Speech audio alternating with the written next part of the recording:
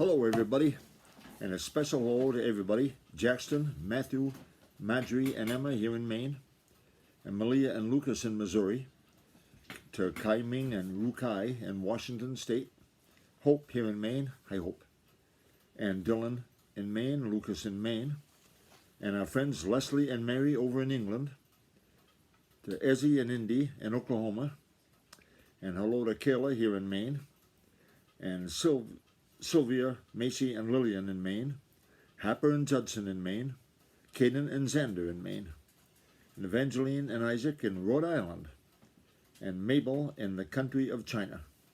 And hello to Oliver, Madeline, and Wyatt out west.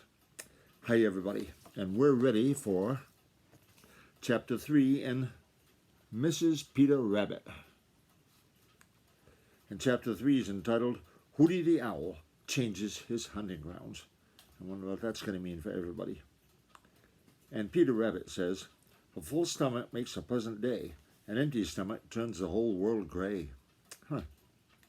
Hooty the Owl sat on the tip-top of a tall dead tree in the green forest, while the black shadows crept swiftly among the trees. He was talking to himself. It wouldn't have done for him to have spoken aloud what he was saying to himself, for then the little people in feathers and fur on whom he likes to make his dinner would have heard him and known just where he was.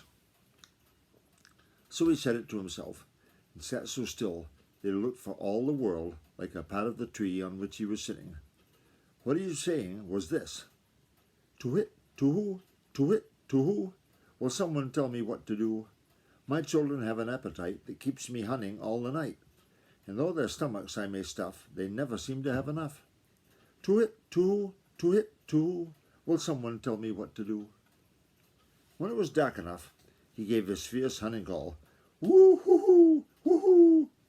Now that is a terrible sound in the dark woods, very terrible indeed to the little forest people, because it sounds so fierce and hungry. It makes them jump and shiver, and that is just what Hooty wants them to do, for in doing it, one of them is likely to make just the least scratching with his claws, or to rustle a leaf. If he does, Hooty, whose ears are very, very wonderful, is almost sure to hear, and with his great yellow eyes see him, and then Hooty has his dinner. That the very night when Peter Rabbit started on his journey to the old pasture, Hooty the Owl had made up his mind that something had got to be done to get more food for those hungry babies of his up in the big hemlock tree in the darkest corner of the green forest. Hunting was very poor indeed, and Hooty was at his wit's end to know what he should do. He had hooted and hooted in vain in the green forest. He had sailed back and forth over the green meadows like a great black shadow, without seeing so much as a single mouse.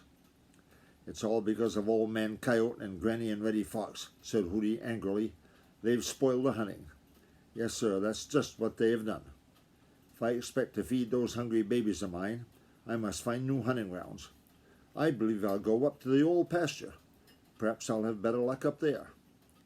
So Hooty the Owl spread his broad wings and started for the old pasture, just a little while after Peter Rabbit had started for the same place. Of course, he didn't know that Peter was on his way there, and of course Peter didn't know that Hooty even thought of the old pasture. If he had, perhaps he would have thought twice before starting. Anyway, he would have kept a sharper watch on the sky. But as it was, his thoughts were all of Old Man Coyote and Granny Fox, and that is where Peter made a very grave mistake. A very grave mistake indeed, as he was soon to find out. And that's the end of Chapter 3. We'll read the next chapter probably tomorrow. Okay? Bye-bye, everybody.